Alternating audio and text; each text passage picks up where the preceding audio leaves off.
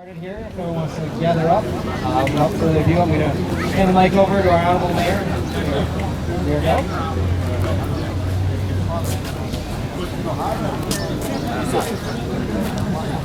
Hello everyone, good afternoon. Can I get your attention please?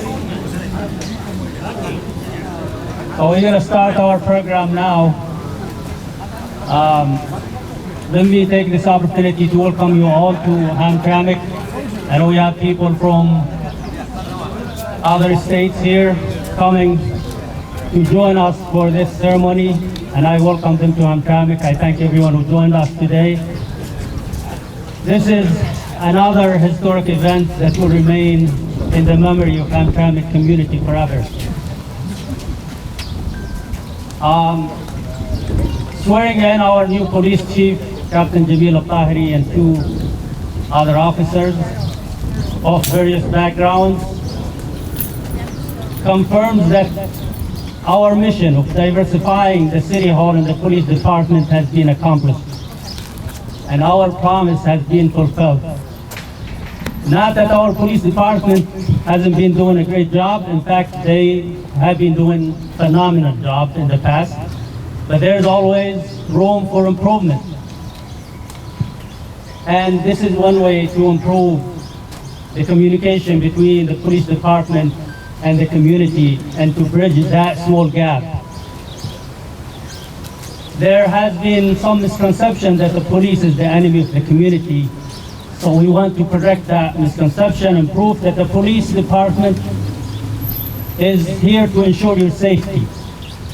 Not to punish you, but to protect you. And I am very glad to see how much we have come over the past 2 years, diversifying the City Hall. We have employees of various backgrounds, and this is something that makes me happy that we are moving forward in our city. No one should feel unsafe in Hamtramck, and no one should feel inferior. No one should feel entitled to preferential treatment or superiority in our community. Everybody is equal under the law, and we are here to serve everyone equally. So we are so happy that we brought someone with so much experience, Captain Jamil Al-Tahiri from New York, who has been working with many minorities in a very diverse city like New York.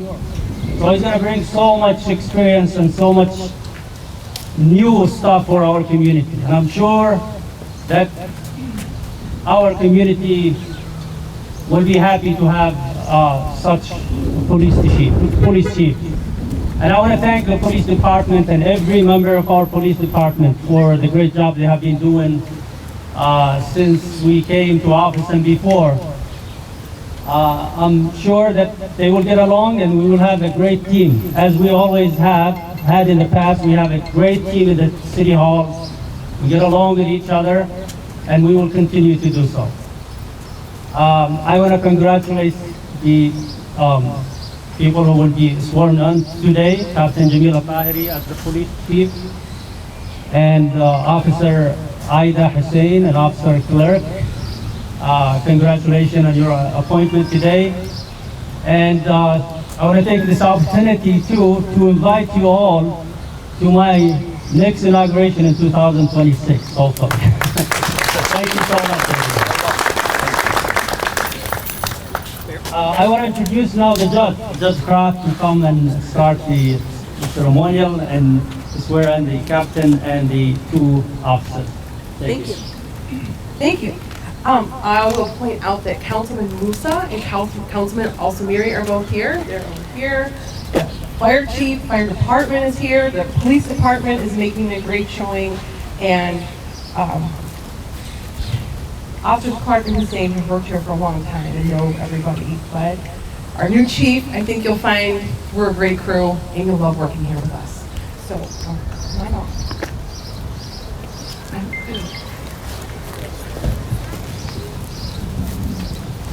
We're just going to talk loud so everyone can hear. Okay. Okay? Yes. So, you face everyone. No, we're going to do separate. Okay. Raise your right hand. I solemnly swear do solemnly swear or affirm or affirm that I will support that I will support the Constitution the Constitution of the United States of America of the United States of America and the Constitution and the Constitution of the State of Michigan, of the State of Michigan, and that I will faithfully discharge and I will faithfully discharge the duties of my position the duties of my position of of police officer to the best of my ability. to the best of my abilities. Congratulations.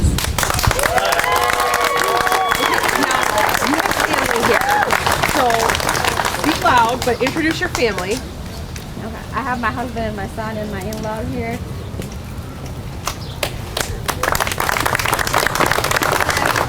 And are you going to pin the badge?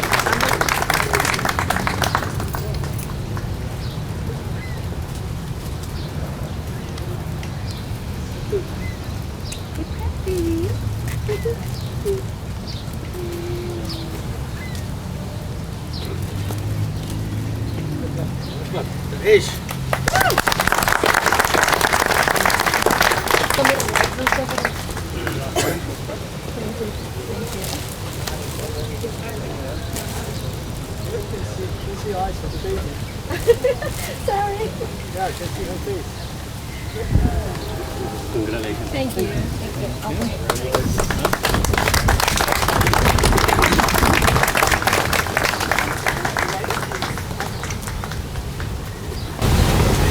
Raise your right hand. I do solemnly swear I do solemnly swear or affirm or affirm that I will support that I will support the Constitution of the United States of America the Constitution of the United States of America and the Constitution of the State of Michigan, and the Constitution of the State of Michigan, and that I will faithfully discharge and that I will faithfully discharge the duties of police officer the duties of police officer according to the best of my ability. according to the best of my ability.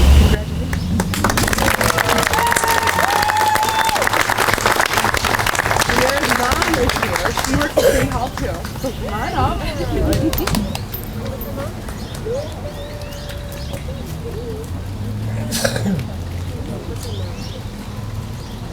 Yes.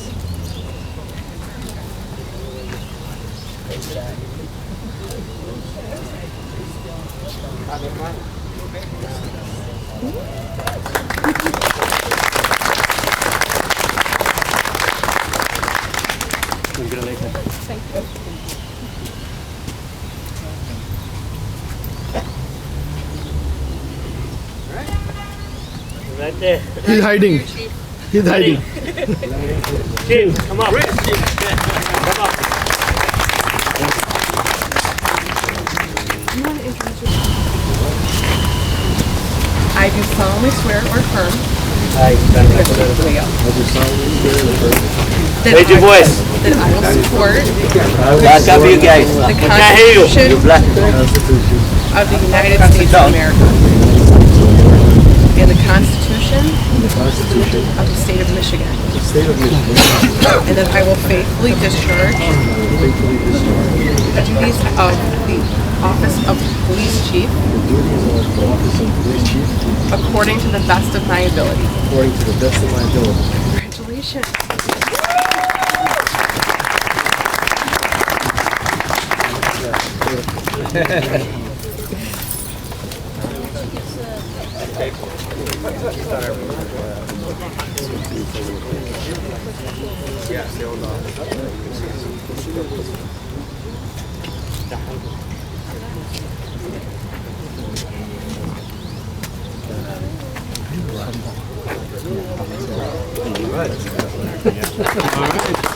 Congratulations. And now we want to introduce the police chief. Let me just before I go in. Diana, come here. Diana.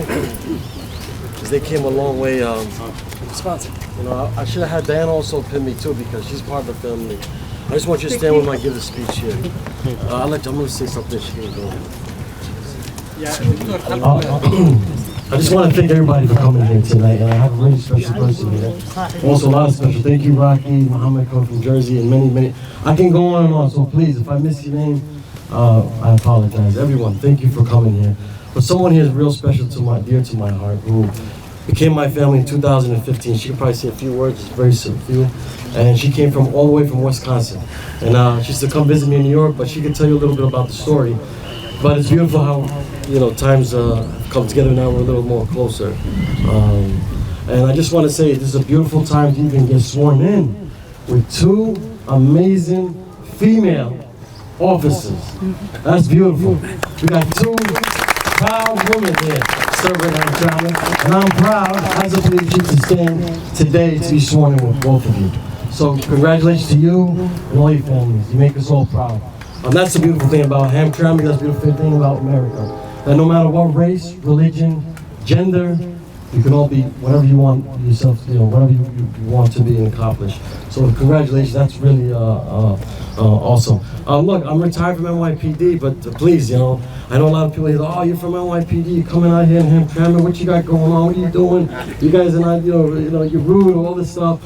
And I'm really excited to be here in Hamtramck. I'm really excited to serve this community, this diverse community, because at the end of the day, as a chief of police, you serve everyone. Every member of this community, everyone that comes here, visits here, resides here, does business here. We're here to serve everyone. And I just want to also special thanks to Max, who's been really supportive throughout the stages, you know, coming here. It wasn't easy. And been guiding me throughout the whole process. And Dave, where you at, Dave? Where's my instructor? Big Dave over there. You know, they first told me I gotta shoot a shotgun. I'm like, wait, we don't got shotguns in New York City, you know? So I had to call Dave, and thank you for all those lessons, man, getting past. And our deputy chief, you're amazing. Thank you. Look forward to working with you, and you know, you're gonna be my right-hand man. Looking forward to learning a lot. So everyone here, from the lieutenants, the staff, officers, thank you. And the Yemeni, the Bangladesh community, our Polish community, our Ukrainian community, everyone, thank you. And Dr. Muhammad, thank you for your support as always. And without further ado, I just want to have Diana, because she said she wants to say a few words. And this person is really dear to my heart. So Diana, since you know you're closer, I came from New York, you came from Wisconsin, so you're closer, so you can speak. Go ahead. I am so grateful to be here today and share yet another moment in Jamil's life and the way that he shines on all of us. And if I could just share a story that has spanned over almost close to a decade, but it was a moment in time on New Year's Eve, turning into 2015, and my husband was terminally sick with cancer. And of course, as a wife, I'm going to ask him what his bucket list was, and it wasn't anything small. I mean, he wanted to see the ball drop in New York, and that was a pretty tall order. So I knew little about it, but I knew you had to be in Times Square by 6 p.m. It just wasn't going to work. My husband was so sick he could barely, you know, stand, walk. But we knew that we could at least go out and enjoy a few minutes of the festivities right by midnight, see some of the stuff drop, but we wouldn't be in Times Square. But that wasn't his bucket list. So as a wife, until I had till midnight to make this dream come true. So as we stepped out on New Year's Eve, I knew I was on borrowed time because my husband was sick, and I could hear the festivities, and our road was really busy, and I had looked around just for a solution, someone who could get us through these gates that were ironclad, and you couldn't get through without a VIP. And out of all the people in Times Square, whatever it was, I did a 360, and it led me to Jamil. And without hesitation, after I explained why I was there, and he made me point out where my husband was, he wrote down on a piece of paper that I carry with me today, his name and phone number, and he said, if anything happens, you call me. And I didn't know what was about to happen, but he opened these gates, and we started walking into Times Square. And even if we could just get in Times Square and see this ball, I mean, my husband's dream was met. But as we got closer, I could tell you that I started to hear Taylor Swift, and I remember there was a whole nother level of excitement for me. But Jamil didn't stop there, just getting us to Times Square. He steamrolled us through crowds and crowds of people, through screaming, through yelling. And at 11:57, he stopped, he turned my husband around, and he said, "There's your ball. Is this good enough?" And we were right underneath it. And so 3 minutes to spare, Roger got to see this ball. We took a picture, Jamil was off to do his job, and I was just left in awe of the goodness and the kindness of somebody doing the next right thing in that moment when he just didn't have to. I mean, who were we? We were from Wisconsin, interracial couple, you know, guy has cancer. He didn't owe us anything, but he went above and beyond. Fast forward a few days, I called Jamil, let him know not just what he did, but who he did it for, because that was my husband. And Jamil, in turn, said we blessed him in that moment. And he made me promise to keep him updated about Roger's progress. And unfortunately, 85 days later, my husband did pass away. But it wasn't before the NYPD showering my husband with gifts while he laid in a hospital room. Again, he owed us nothing, but went above and beyond to just shower us with kindness.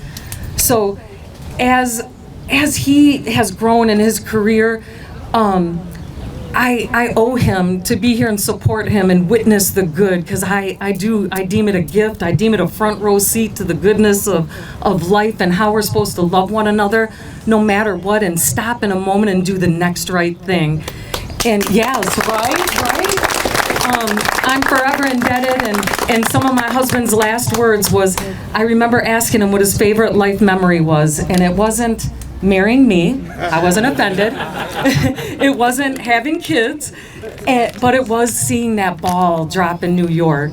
And so I just always will feel indebted that you changed my life, and I see the world. You've exposed me to different cultures and people, and there's a bridge here, and that's the way life is supposed to be, filled with kindness and bridges. So thank you.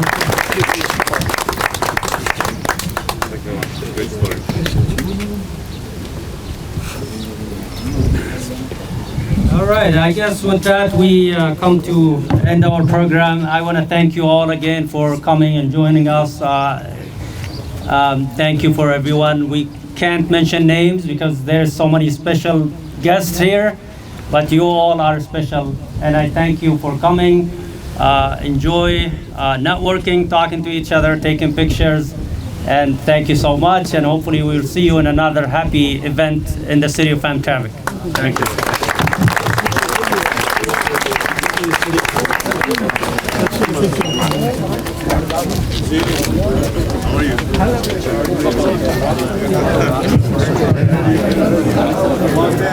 you.